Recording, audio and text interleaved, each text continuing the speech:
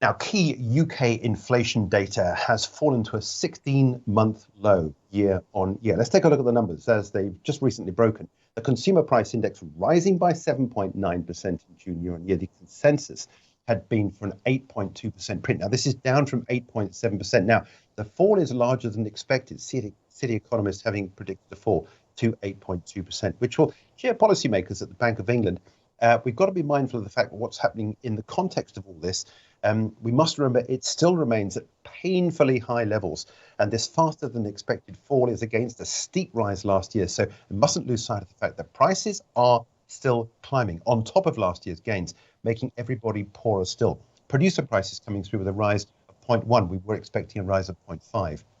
Retail prices also weaker than expected. So the way to trade this is a weaker sterling, is a stronger equity market. And look at what we got here, the early trade. These are 10-minute candles for sterling against the US dollar. And you can see clearly here the market reaction, and we're punching still lower further on down for sterling against the US dollar, 129.33. I want to show you this in terms of the daily candles because it gets a better idea. And for those day traders, you can see here, no buyers at this level here. If you are short on this, and if you've missed the trade on the way down, your stop goes above the 130 level. Your next price target is here, 128.48, which were the highs we saw back on the 16th of June. You get a punch through there. You're then on the way down to the next line of support, which were the highs we saw back on the 10th of May, which were the 126.79 level.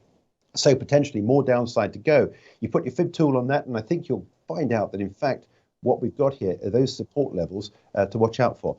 Here we are, support coming through for you on sterling at 128.10, not too far away from this line at 128.48 I was talking about, which is the next line of support to watch out for. It's not just against the US dollar. We got sterling on the way down. Look at this as well. This is sterling against the euro. Same sort of price action we got, 10-minute candles, showing us a lot lower on the basis that we've got this number coming through on UK inflation weaker than expected.